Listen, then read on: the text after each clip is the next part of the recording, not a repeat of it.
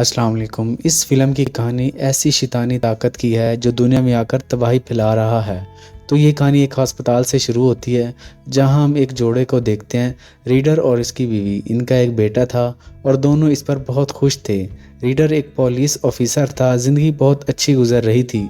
Reader को काम करने के लिए बाहर जाना पड़ता है। इसकी बीवी इससे कहती है कि प्लीज़ जल्दी वापस आ जाना क्योंकि आज अस्पताल से घर जाना है, बस चंद टेस्ट बाकी हैं। रीडर वहाँ से चला गया था और एक नर्स अपने बेटे को नर्सरी ले जाती है। वहाँ और भी बहुत से बच्चे थे। अब एक और नर्स वहाँ आती है और जो पहले से वहाँ मौजूद था इससे कहती है, अच्छा हुआ कि तुम आ गए, अब मैं छुट्टी ले सकती हूँ। लेकिन वो नर्स जो अभी आई थी, इसका रवैया थोड़ा मुख्तलिफ था। जब पहली नर्स कमरे से निकलती है, दूसरी नर्स रीडर के बेटे को बहुत गौर से देख रही थी और फिर वो दरवाज़ा बंद करके अपने बैग से कैंची निकालती है और वहाँ के तमाम छोटे बच्चों को मार देती है। ऐसा करने से इसे कोई रहम नहीं आया।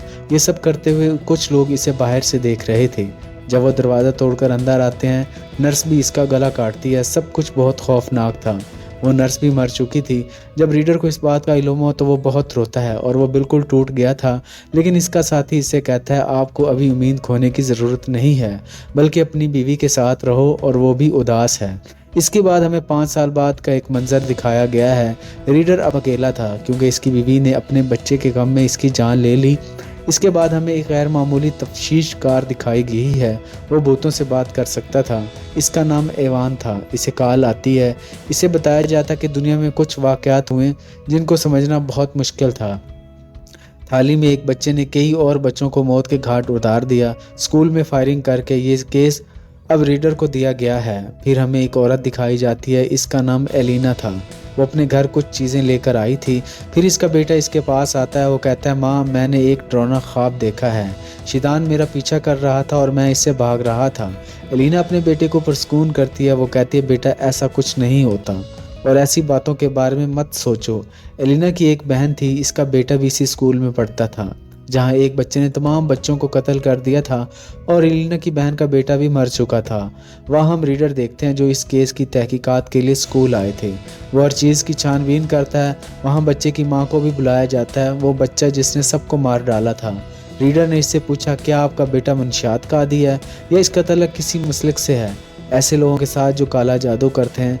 बच्चे की माँ बहुत रो रही थी क्योंकि वो इस सब के बारे में सब कुछ नहीं जानती थी। अब रीडर एलिना की बहन से मिलने जाता है क्योंकि इस वाक़े में इसका बेटा भी मर गया था। वो कहती है कि कुछ दिन पहले एक आदमी मेरे पास आया था। इसके चेहरे और जिस्म पर एक अजीब सा टैटू था। इस वक्त इसने मुझे ये सब बताया, लेकिन मैंने इस पर यकीन नहीं किया। मैंने सोचा कि वो पागल है, लेकिन मैं नहीं जानती थी कि इसने जो कहा वो सच होगा। और इसने ये भी कहा कि होने वाला है दुनिया में कई और बड़े वाक़यात जिसमें बहुत से लोग मर जाएंगे। रीडर भी एलिना की बहन के बारे में सुनकर हैरान रह गया।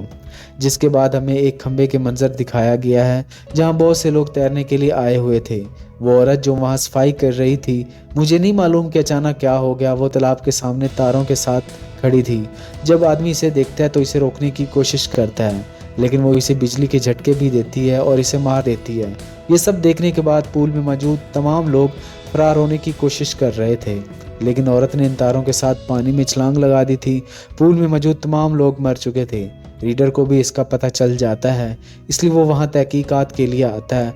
गैर मामूली तफ्तीशी ईवान भी आता है जिनको इन बातों का इल्म था। रीडर ने महसूस किया कि ये मामला बिल्कुल ऐसा ही था जहाँ कातिल पहले लोगों को मारता है और फिर बाद में खुद को मार लेता है। ईवान ने इसे बताया कि ये किसी बुरी ताकत का काम है, लेकिन रीडर इन सब बातों पर यकीन करने को तैयार नहीं था क्योंकि वो ऐसी बातों पर यकीन नहीं रखता था। ईवान इसे याद करने को कहता है, ये 5 साल पहले की बात है, ये वाक़या जो अस्पताल में पेश आया जिसमें आपका अपना बच्चा भी मर गया था। मुझे लगता है कि ये दोनों सूरतें बिल्कुल ऐसी ही हैं। ईवान कहते हैं कि ये किसी ऐसी ताकत का काम है जो सबसे पहले इंसान को कंट्रोल करता है और फिर सबको मार डालता है। चलो एक खातून के घर चलते हैं जो एक जादूगर थी। वो इसे अपने कार्ड के साथ बताती है कि दुनिया शैतान से मुतासिर हो रही है। कोई फ़िरका नहीं, लेकिन शैतान खुद दुनिया में आता है और लोगों को कंट्रोल करता है और फिर इनसे आगे लोगों को मारता है। फिर जादूगर औरत के घर में सब कुछ चलने लगा। ऐसे लगता था जैसे वो शैतानी ताकत इसे अपनी मौजूदगी का एहसास दिला रही हो।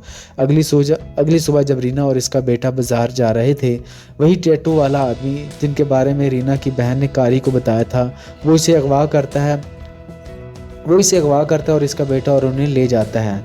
बहुत से लोग वहाँ खड़े ये सब देख रहे थे। इससे पहले कि पुलिस इस सब के बारे में जान पाती, एक आदमी एक बैग लेकर शॉपिंग मॉल की तरफ जाता है और कई लोगों को बम से उड़ा देता है। इस वाक़े से बहुत से लोग मारे गए थे। इन वाक़यात में रोज़ बरोज़ इजाफा होता जा रहा था। अब कारी और ईवान को छानबीन की एक चर्च के बारे में मालूम हुआ। जब ये लोग वहाँ जाते हैं, सब कुछ अजीब था, सब कुछ टूट चुका था। इस वक्त शैतान कठपुतली की शक्ल में आता है, जो कारी को कह रहा था कि मैं आपकी बात सुनने को तैयार हूँ, लेकिन आपको एक बच्चा कुर्बान करना पड़ेगा, मेरे लिए एक बच्चा मारना पड़ेगा, इसे मारना पड़ेगा। तब वो कारी को अपनी बीवी और बच्चा दिखाता है। ईवान जानता था कि वो इसे सिर्फ अपनी तस्वीर में ये सब दिखा रहा है, लेकिन इसलिए वो इस कठपुतली को गोली मारकर मार देता है। जब कोई वहाँ आता है और दोनों को बेहोश होकर देखता है, अगले दिन जब कारी को होश आया, वो पिंजरे में बंद था। वही टैटू वाला आदमी इसके सामने था। ये शख्स पादरी था। वो कारी को बताता है कि ये सब शैतान ने किया है और मैंने शैतान से अपनी जान का सौदा कर लिया था। इसके बाद शैतान मुझे कभी कभी नहीं मार सकता, लेकिन ये मत सोचो कि मैं शैतान के साथ हूँ। कारी का ख्याल था कि इस पादरी ने ईवान को कत्ल किया है, लेकिन वो इसे दिखाता है। वो कहता है देखो, और वो इसके साथी लीना भी महफूज थी। पादरी का कहना है कि शैतान नहीं चाहता कि हमारा खुदा दोबारा पैदा हो और इसलिए वो ये सब कर रहा है। मैं इस सब के बारे में जानता हूँ, इसलिए शैतान लोगों को मारता है। अब वो फैसला करता है कि तमाम लोग अलीना और इसके बेटे को बचाएंगे। ये तमाम लोग इसे एक सुरंग के ज़रिए महफूज मकाम पर भेजना चाहते थे, क्योंकि जब शैतान ने कारी को बचाने बच्चे की कुर्बानी के बारे में बताया, वो बच्चा कोई और नहीं बल्कि अलीना का बेटा था। इसलिए ये सब लोग इसे बचाना चाहते थे। जब वो एक गार में पहुँचता है तो इसे एक जगह नज़र आती जो बहुत अजीब थी। इस जगह को देखकर ऐसे लगता था जैसे ये किसी मसलक की हो और लोग वहाँ काला जादू करते हैं। इसलिए कारी जिन से अजीब अंदाज में बात करने लगता है। पादरी समझ गया कि अब कारी पर कब्जा हो गया, वो भी शैतान की गिरफ्त में है। वो वहाँ बहुत से लोगों को मारता है। एलिना अपनी बेटी के साथ वहाँ से भाग जाती है। जब पादरी कारी को रोकने की कोशिश करता है, कारी पादरी को बेहोश करके एलिना के पीछे भागता है। एलिना का बेटा शैतान को इसकी असली शक्ल में देख रहा था। इसके पीछे वही था जो बच्चे ने ख्वाब में देखा था। एलिना इस सुरंग से बाहर निकल आई, लेकिन फिर भी कारी इसके पीछे था, लेकिन वो इस पर पत्थर से हमला करती है और इसे बेहोश कर देती है। इतने में पादरी के कुछ लोग वहाँ आते हैं और ईवान के साथ था। वो कारी को वापस गार में ले जाता है और इस पर कालो जादू करते हैं ताकि पढ़ने वाले से शैतान निकल सके। लेकिन वहाँ कारी को काबू करना बहुत मुश्किल था। वो एक एक करके सबको मार रहा था। जब वो आखिर में एलिना को मारने की कोशिश करता है, बेचारा पादरी पीछे से आता है जिसके हाथ पर खून था। वो खून आलूद कारी के सर पर रखता है, जिसकी वजह से इसकी ताकत कम हो गई। इसके अंदर से शैतान निकलता है और पत्थर बन जाता है। शैतान वापस अपनी तारीख दुनिया में चला गया। दरअसल वो पादरी जिसके हाथ पर खून था वो एलिना का बेटा था, लेकिन वो नहीं मरा। इसने सिर्फ अपने हाथ काट कर इसका खून लिया। इस सब महफूज थे। अब सब महफूज थे। आखिर में दिखाया गया कि ईवान का बेटा था। वो अपने साथियों को शैतान की कहानी सुना रहा था और ये भी बताता है कि वो कारी के अंदर एक शैतान था। कारी अपनी ज़िंदगी में बहुत सी मुश्किलात देखी थी। वो अपने साथियों से कहता है कि अब कोई बुरी ताकत नहीं है, कारी को कंट्रोल कर सकते हैं, लेकिन अब ये वही है जो हमें बचा सकता है, क्योंकि और भी बहुत सी मुश्किलात आने वाली हैं। और इसके साथ ही ये हॉरर मूवी यहीं ख़त्म हो जाती है। आपके वक़्त का शुक्रिया। अपने और इस चैनल का बहुत ज़्यादा ख्याल रखिएगा।